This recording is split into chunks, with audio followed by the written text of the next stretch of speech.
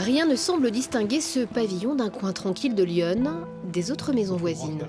Et pourtant, il renferme une incroyable collection.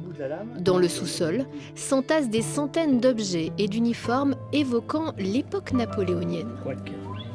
C'est Pierre Pagès qui règne sur les lieux.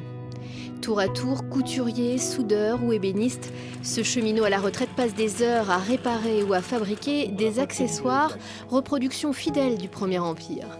Une passion dévorante depuis des décennies.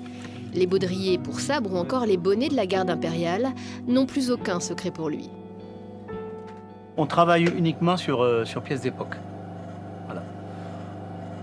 On consulte dans les musées, il y a des copains qui ont démonté, qui ont eu l'occasion de démonter des bonnets d'époque lors de réparation. Et donc, ils ont fait des schémas. Donc, on travaille vraiment avec des gabarits d'époque. L'obsession du détail, Pierre la partage avec tous ses copains férus de reconstitution historique. Parmi eux, Florent, musicien, un petit nouveau dans la famille des reconstituteurs. Et Philippe, un mordu de plus longue date qui vient d'acquérir un mousqueton. Sinon, il a tout du fusil, ce truc-là. Ouais, il est plus court. C'est court, c'est comme les cavaleries. Le fusil, c'est à peu près 1m51, je crois, et celui-là, il fait 1m14. Ils sont plus courts. À J-15 de la commémoration des 210 ans de la bataille d'Austerlitz, les trois hommes s'affairent. Avec une dizaine d'autres membres de leur association, ils en seront une nouvelle aventure pour ces passionnés d'histoire qui n'hésitent pas à faire des milliers de kilomètres chaque année afin de remonter le temps. Je m'éclate, quoi, parce que c'est super sympa. Non, c'est vrai, c'est bien. C'est intéressant, je découvre des choses, parce que je connaissais pas tout sur Napoléon, loin de là même.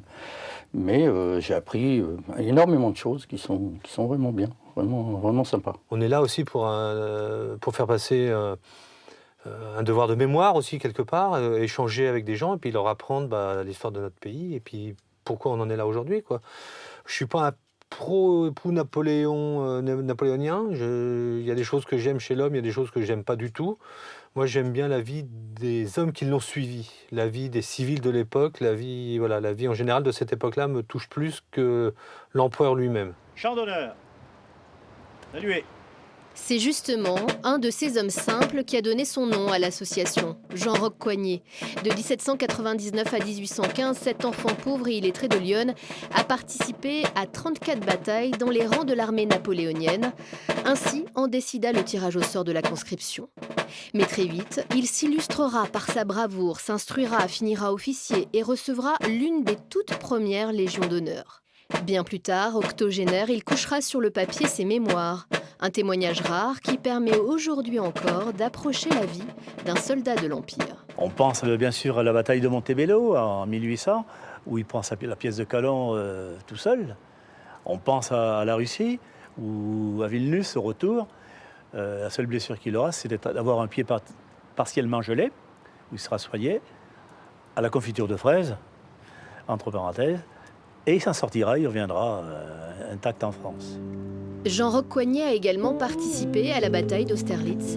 Comme tous ses compagnons d'armes, il a dû être hanté par ces questions. Allait-il vaincre? Allait-il en revenir vivant? Pour ces passionnés, évidemment, l'enjeu est tout autre. Ils savent que Napoléon y a triomphé et qu'ils y passeront, quant à eux, un très bon moment.